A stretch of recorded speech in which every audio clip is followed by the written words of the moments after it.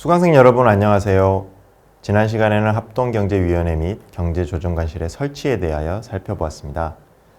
이번 시간에는 1952년 경제조정협정회에 의해 설치된 합동경제위원회가 어떠한 활동을 하였는지 살펴보겠습니다. 1950년대 주요한 경제정책은 거의 합동경제위원회를 거쳤다고 해도 과언이 아닙니다. 그만큼 한국 경제에서 원조가 차지하는 비중이 높았기 때문입니다. 검토에 들어가기에 앞서 검토에 활용한 미국 정부 문서에 대해 간략히 설명드리겠습니다. 미국 정부는 오래된 문서와 기록들을 국립문서기록관리청, 즉 나라에서 보존, 관리하고 있습니다. 나라는 여러 분관이 있는데 그중 미국 해외원조기구의 문서는 메릴랜드주 칼리지 파크에 있는 분관에 보존되어 있습니다. 이 문서들은 당초 그것을 가지고 있던 기관에 따라 문서군 RG로 구분되어 있습니다. 제가 합동경제위원회의 활동을 검토하기 위해 활용하는 문서군은 RG469로 미국 해외원조기구 기록입니다. 현재 활동 중인 USAID 전에 ECA부터 ICA까지의 기록물이 포함되어 있습니다.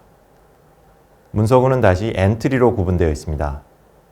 기관 내 부서별로 문서를 보관하는 방식이 엔트리에 반영되어 있는데, 예를 들어서 FOA나 IC의 극동국에서 한국과 관련한 주제 파일을 별도로 보관하고 있던 것이 나라에서는 엔트리 422에 보존되어 있습니다. 제가 합동경제위원회 활동을 검토하기에 활용하는 문서군은 엔트리 1277DH, 1277MA, 1277NA, 1277OB, 1277RA입니다. 1276과 1277로 시작하는 엔트리는 모두 원조기관의 한국사무소, 즉 경제조정관실 또는 유솜에서 보관하고 있던 문서들을 담고 있습니다.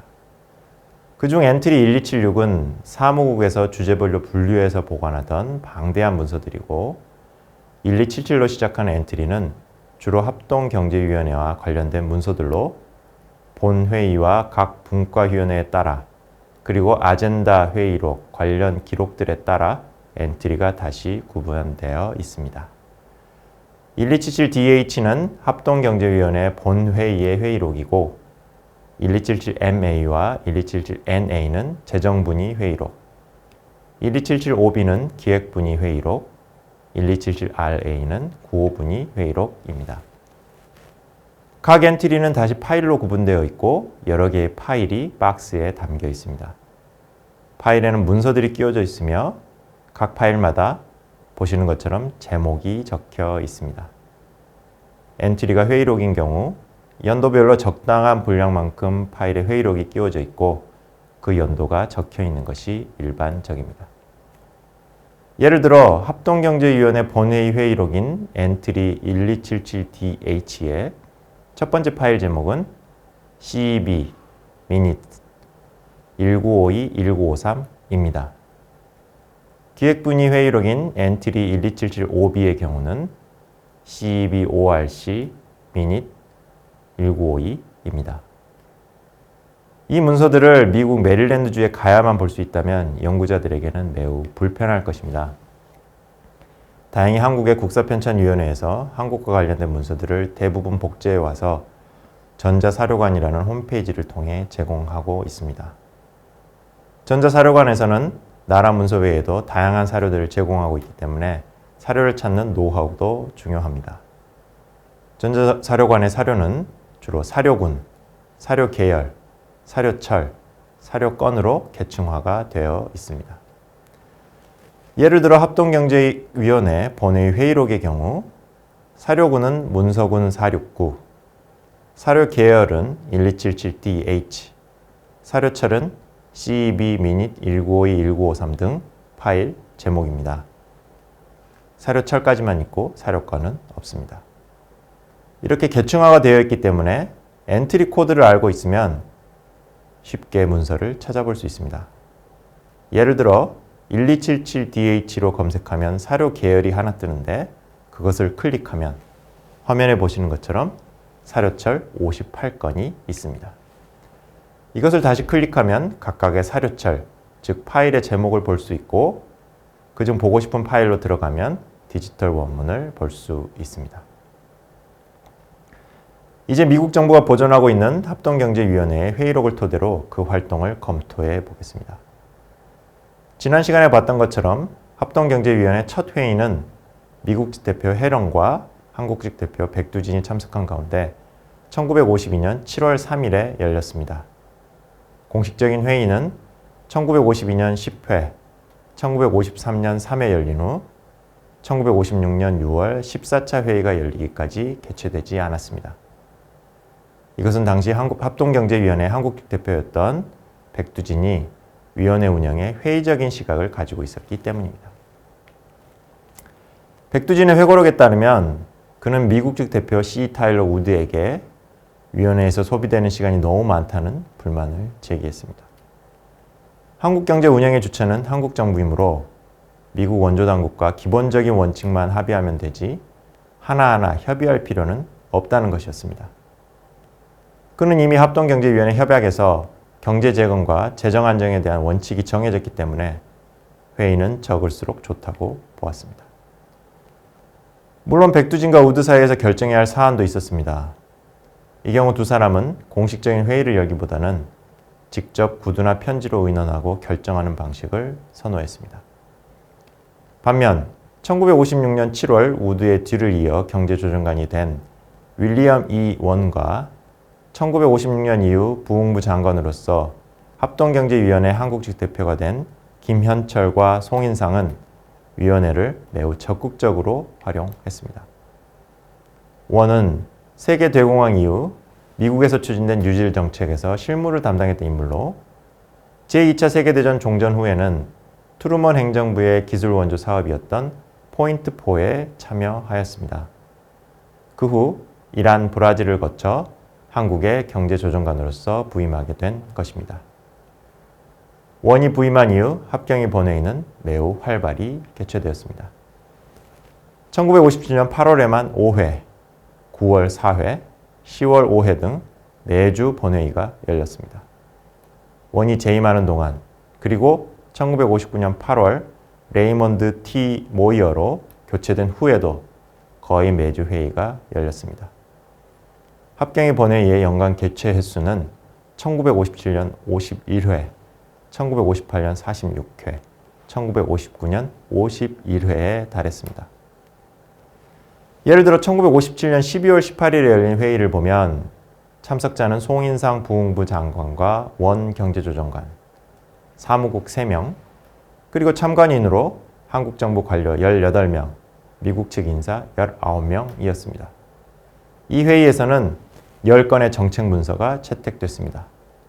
쌀가격 안정 프로그램의 30억 환 추가 방출, 보세 창고 내 원조물자 저장 통제 실행 절차, 1958 회계년도 기술 협력, ICA 대충자금 방출 등입니다.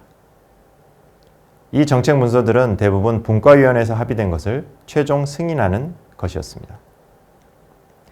예를 들어 쌀 가격 안정 프로그램에 30억 환을 추가 방출하는 건은 재정분의에서 합의된 것이고 1958년 회계년도 기술협력건은 기획분의에서 합의된 것이었습니다.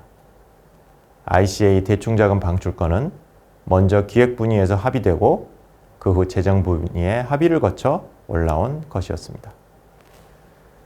우드가 경제조정관이던 시절 합동경제위원회 본회의는 소집되지 않았지만 하부기구인 분과위원회 회의는 계속해서 개최되었습니다. 대표적인 분과위원회는 기획분과위원회, 구호분과위원회, 재정분과위원회였습니다. 먼저 1952년 7월 구성된 기획분위는 원조 프로그램의 세부 조정을 협의하는 역할을 하였습니다. 미국 측 대표는 경제조정관실의 기획부장, 한국 측 대표는 초기에는 기획처장이 맡았고 부흥부 발족 후에는 부흥부 차관이 맡았습니다. 현재 기획분위의 회의록은 1958년분까지와 1960년분이 확인되는데 매년 개최된 횟수를 보면 1952년 6회, 1953년 14회, 1954년 5회, 1955년 18회, 1956년 32회, 1957년 28회, 1958년 20회, 1959년 33회, 1960년 18회였습니다. 역시 백두진 경제조정관이 물러난 후 횟수가 늘기는 했지만 백두진 경제조정관 시절에도 매년 꾸준히 열렸다는 점이 눈에 띕니다. 그만큼 원조물자 긴급 도입이나 기존에 설정된 도입액의 조정, 대충자금의 사용 등 실무적인 차원에서 협의해야 할 안건들은 계속해서 있었던 것입니다. 그럼에도 1954년 5회밖에 기획분의가 열리지 않았던 것은 이해에 한미 간의 원조 실행 방법과 관련한 갈등이 매우 높았던 것과 관련이 있을 것입니다. 실제로 1954년의 기획분의 회의록을 보면 한미 간의 팽팽한 긴장이 느껴집니다. 예를 들어 1월 19일 열린 22차 회의에서 미국 측 의장인 경제조정관실 기획부장은 미국 측의 크릭 원조 실행 관련 제안에 대해 한국 총리가 기획분의의 한국 측 멤버들에게 편지를 보내 찬성하지 말도록 한 일을 언급하며 이에 관해 논의하자고 합니다. 이뿐만 아니라 경제조정관실 기획부장은 한국 정부가 외환 사용에서 합경의 협약을 따르지 않고 있는 데 대해 불만을 제기하기도 했습니다. 기획분의와 마찬가지로 1952년 7월에 첫 회의를 개최한 9호 분의는 인플레이션 억제를 최우선 과제로 하여 9호 물품의 도입 기획, 배급과 가격 사정 업무를 담당했습니다. 미국 측 대표는 경제조정관실의 특별보좌관, 한국 측 대표는 초기에는 사회부 장관이, 나중에는 외자청 차장이 맡았습니다. 9호 분의도 기획분의와 마찬가지로 매년 꾸준히 개최되었습니다.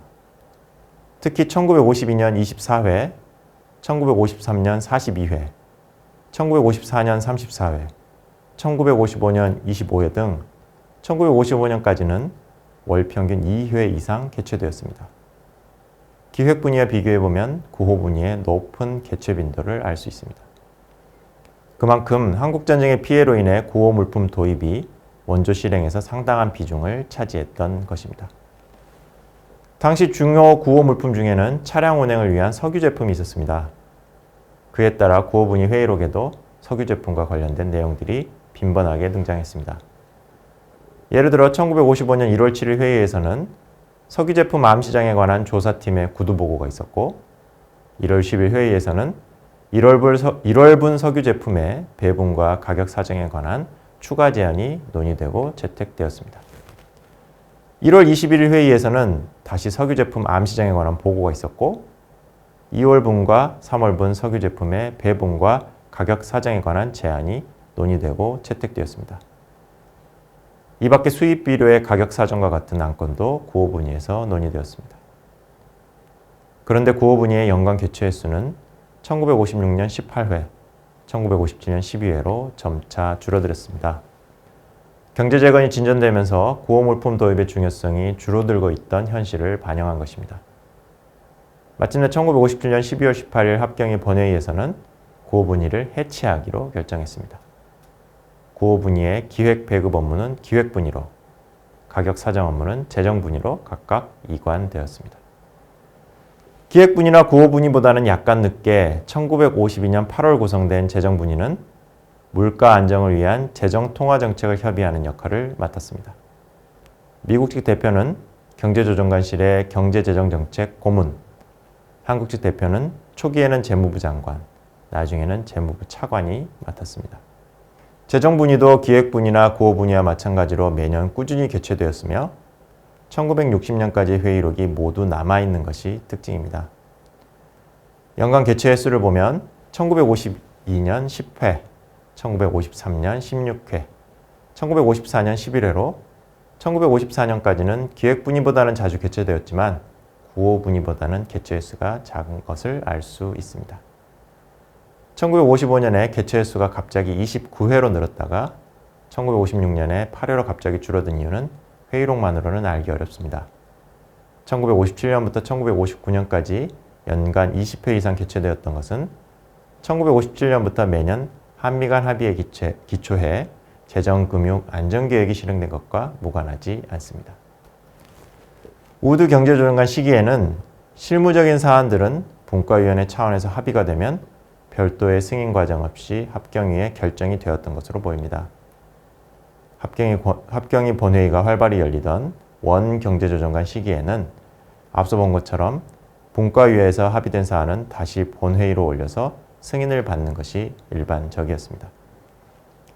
1957년을 예로 들면 기획분의가 28회, 구호분의가 12회, 재정분의가 20회 열린 데 비해 본회의는 51회가 열렸습니다.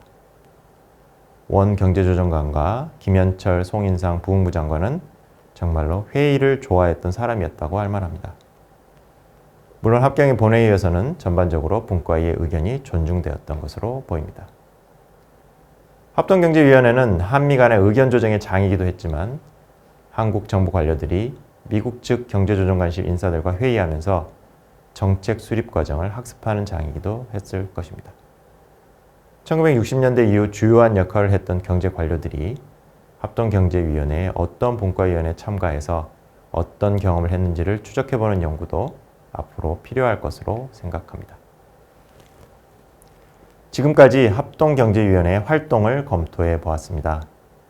다음 시간에는 1961년에 합동경제위원회가 폐지되기까지의 과정을 정리해 보겠습니다.